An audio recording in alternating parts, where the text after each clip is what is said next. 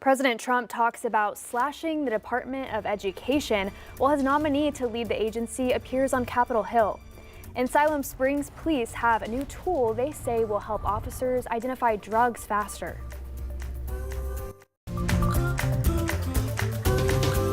Covering news where you live. This is 5 News at Noon. Well, thank you for joining us for your 5 News at Noon. I'm Morgan Wrigley, here today with Chief Meteorologist Scott Covert.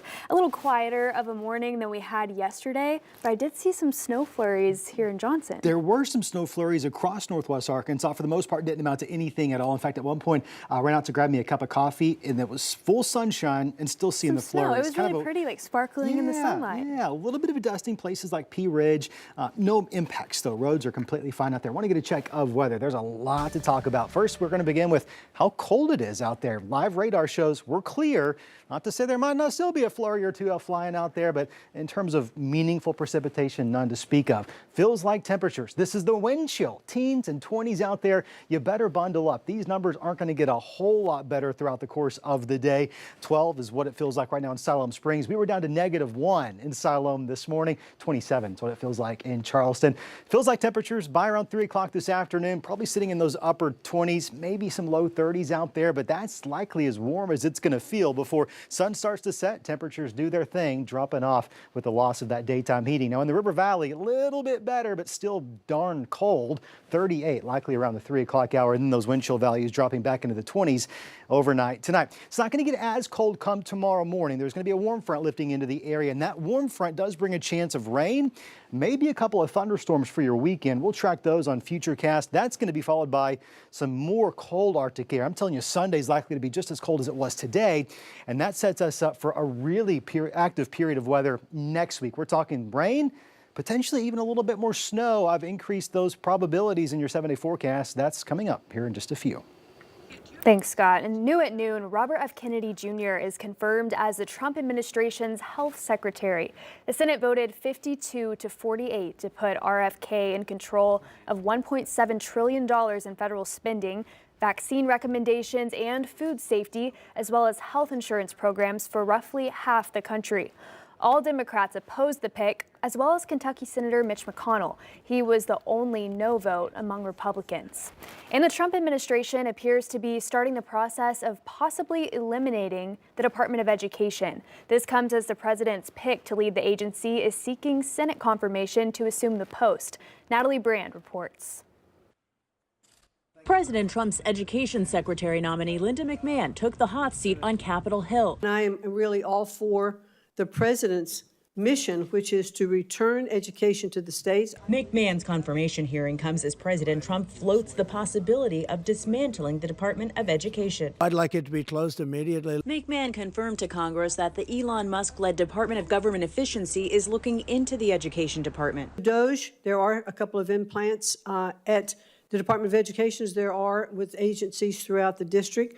And they're doing an audit. CBS News has confirmed some probationary or newer employees at the Department of Education received notices of termination. The Trump administration has made clear its intention to shrink federal government, raising concern that employees with less than 2 years on the job could be on the chopping block.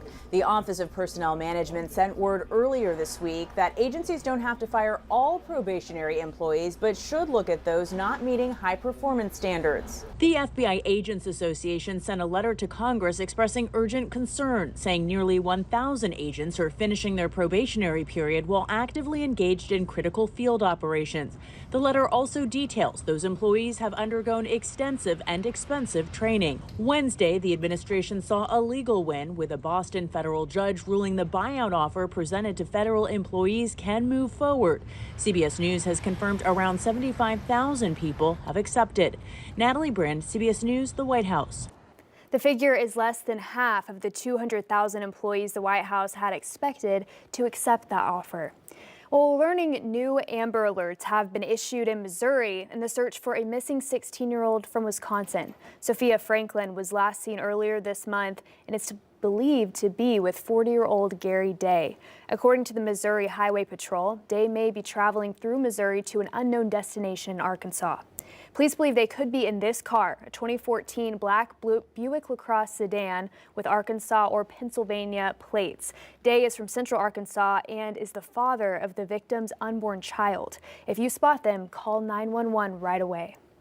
And new details on the two men who escaped from a correction center in LeFlore County. According to the sheriff's office, Justin Turner and David James were arrested in Polk County, Arkansas on Wednesday. The two walked away from the Jim E. Hamilton Correctional Center in Ogden, Oklahoma over the weekend. This is a story we've been following all week right here on 5 News. We're told they were spotted in Mena, sparking a police pursuit, but officers were eventually able to catch up and stop them. They were checked out for injuries at a hospital before being taken back to jail. Well, more than 40 human trafficking victims, all in the Fort Smith area, have been rescued through a targeted Arkansas State Police operation. In Operation Voice, police received help from an undisclosed hotel to find and meet victims and arrest any suspects. They arrested one person who they say was dropping off a victim. With the help of organizations from across the state, law enforcement provided resources to 12 adult victims and identified 32 others. Penny Burns is the CEO of the Fort Smith Crisis Intervention Center that helped provide resources to victims. This will lead to safer communities. If traffickers can't come in here and recruit people to be victims of trafficking, then those traffickers will leave this area. And the only way to get victims out of those situations is to provide them victim services. Arkansas State Police say it's important to report any suspicions of human trafficking so that they can investigate those. They've also created a map of resources for victims. You can find that on their website. Meanwhile, questions brought up by the nomination of RFK to be health secretary are echoing in state capitals across the country. That includes Arkansas, where lingering concerns over fluoride in drinking water went before lawmakers on Wednesday.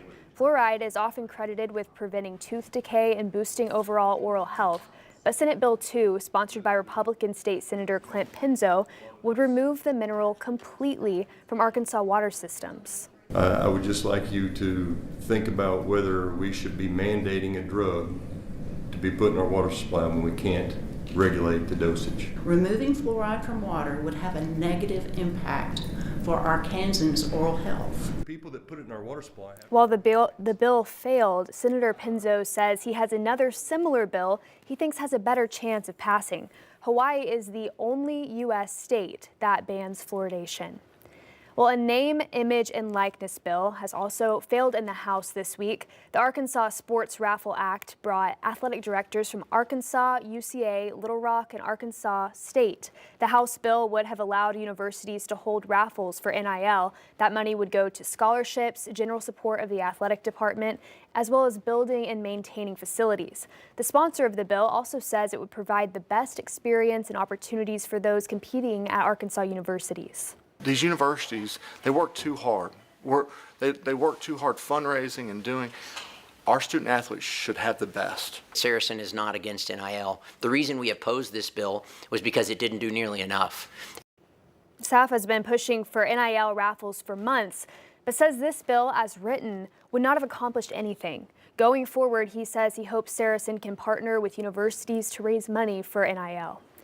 The Siloam Springs Police Department has a new piece of equipment aimed at identifying drugs faster. 5 News reporter Lauren Spencer learned all about this device and how they're also working with the state to try to curb the rising use of illegal substances. The device called TrueNarc. The Siloam Springs Police Department has been using it for the past few months now. It's all in an effort to help combat the rising drug use in the area and track drug trends in the state. So if it turns red, then that means probable cause. Deputy Chief Derek Spicer says there was a need as they see a high number of drug-related issues in the city. Over the past several years, we've had thousands of narcotics arrests, thousands of calls that were dispatched by PD and fire that came in as an overdose. The technology can quickly detect a substance in 30 seconds to a few minutes instead of waiting what could be months. This detects up to, it's like around 550 substances. If it doesn't identify or it doesn't pop using a conventional drug testing kit, then it goes to the crime lab, and it could be months before you get the results back. It can also let a deputy know if the substance is laced and makes it safer to handle dangerous drugs. With the outbreak of fentanyl and the dangers with fentanyl, being able to know what you're dealing with very quickly is extremely helpful. They got the device thanks to a grant from the Arkansas Opioid Recovery Partnership. When you're dealing with an overdose death or a dangerous substance or a poison, you want to know what that is immediately so you can protect the public. Director Kirk Lane says they're trying to get these devices out to study data trends and see what new drugs come in. There's about 8 departments with TruNarc between Northwest Arkansas and the River Valley. Now we know to where we can, in a timely fashion, put resources that are needed to protect people and keep people safe. The deputy chief says he hopes it brings more accuracy and helps identify any threats the city faces. Having that at your disposal is going to benefit the city and the officers immensely. In Siloam Springs, covering news where you live, Lauren Spencer, 5 News.